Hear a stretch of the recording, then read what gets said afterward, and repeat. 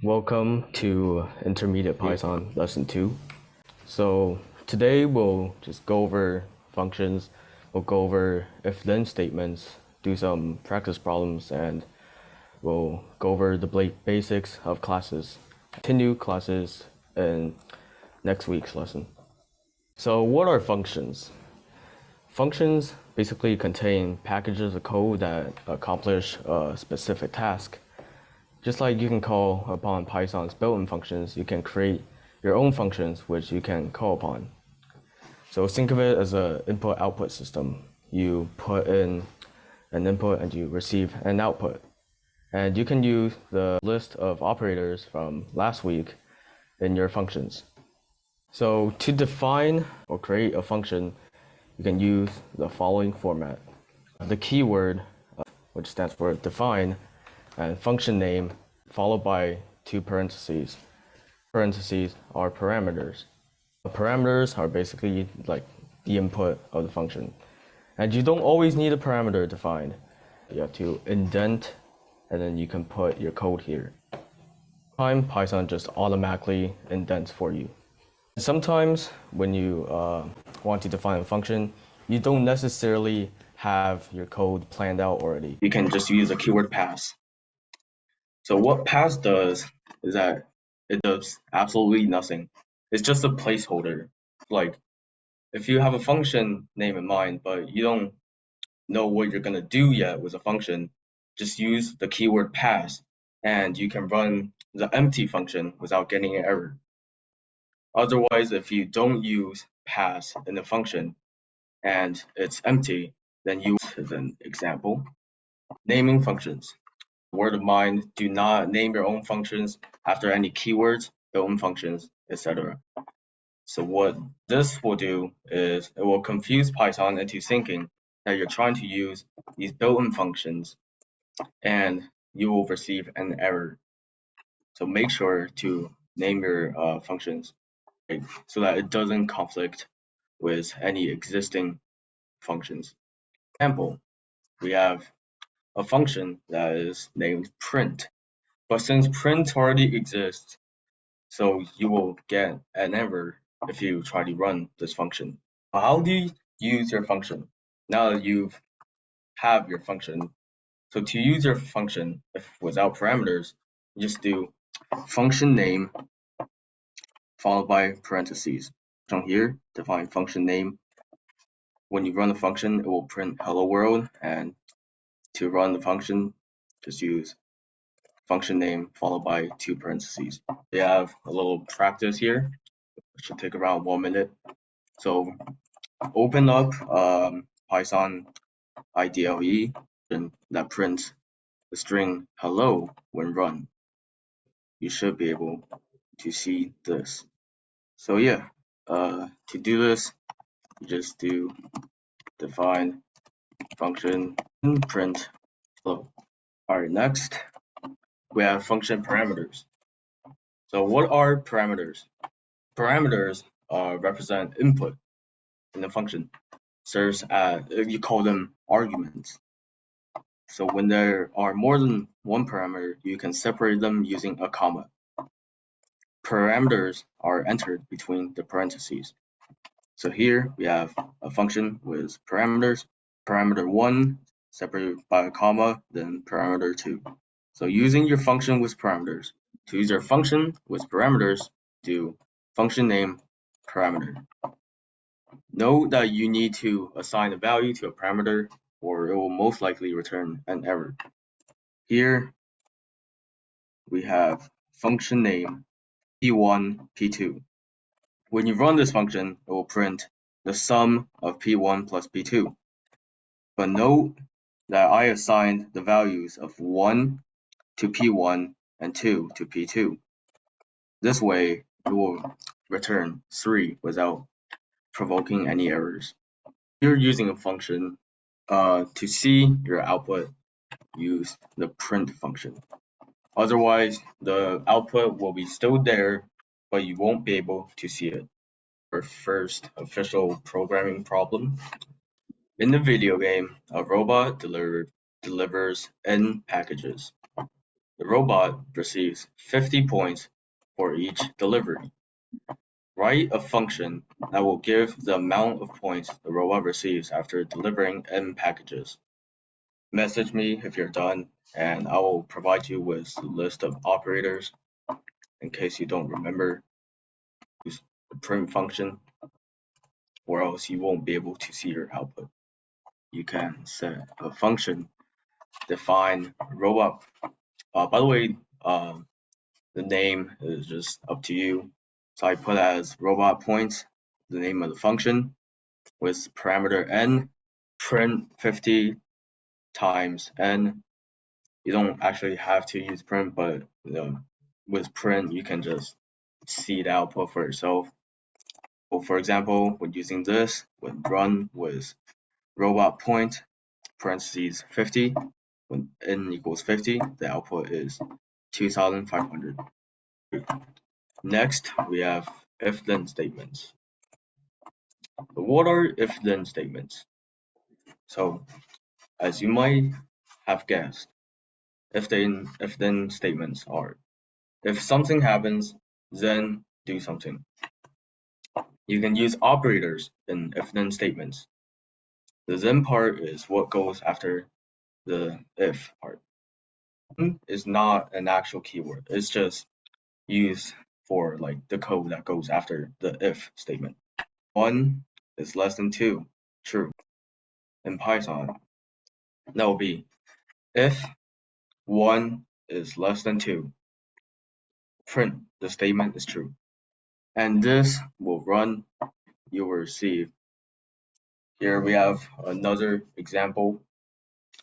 If then statement, a equals 1, b equals 2. Here we have our variables. If a is less than b, print a less than b. This is the previous example, but with variables. And you will receive the output a less than b. So let's say you want more conditions in your if-then statement. You can add on to the basic if statement with else and elif. So what happens if the if statement is false? Well, you can use the else statement. You can just use else by itself, like this. So here we have the else keyword, comma, semicolon, and notice that you don't have any parentheses. So here we have an example, which is the previous example, but this time with else. A equals 1, b equals 2. If a less than b, print a less than b. And then here we have else. That means if the previous if statement is not true, then we go to else, and then we print a is greater than b or a equals b. Just a side note, when saying a variable equals another variable, should use double equal signs instead of just one equal sign. Otherwise, you will get an error. Next, we have elif. In case you're wondering, the name comes from else plus if. It adds more conditions to an if statement, and it goes between if and else statements. Between as in order from top to bottom, not like actually between. So elif, blah, pass. Like if statements, elif, you do have to put something behind it. Here we have a equals 1, b equals 2. If a less than b, print a less than b. And we have else, print a is greater than b. But in between we have elif. Elif a double equal sign, b, print a is equal to b. That goes between if and else. When do you use if, elif, and else? If there's only one condition, you'll only use if. If there are two, use elif, and then if there are more, just use elif, as many elifs as you need, and then a condition is what goes after the if-then statement. Here we have programming problem number 2. Write an if-then statement comparing two variables x and y. So when x is less than y, print x less than y. When x is greater than y, print x is greater than y. When x equals y, print x equals y. Just assign any integer to x and y for this problem. Make an if statement followed by an elif statement followed by an else statement. And of course, you should have the x and y variables already assigned to a random integer. So problem number 3, I actually took this from the Canadian Computing Competition 2023 Junior Division. Very mind-blowing. In the game, Delivery Droid, a robot droid has to deliver packages while avoiding obstacles. At the end of the game, the final score is calculated based on the following point system. You gain 50 points for every package delivered.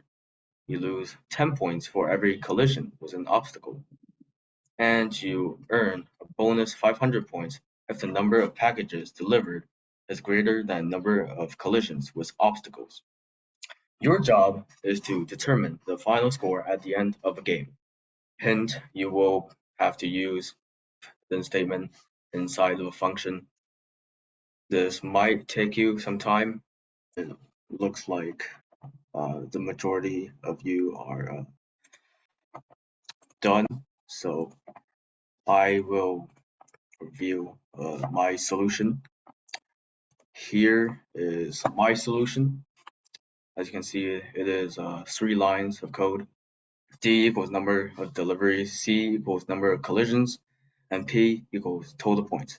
So we have function points with parameters D and C.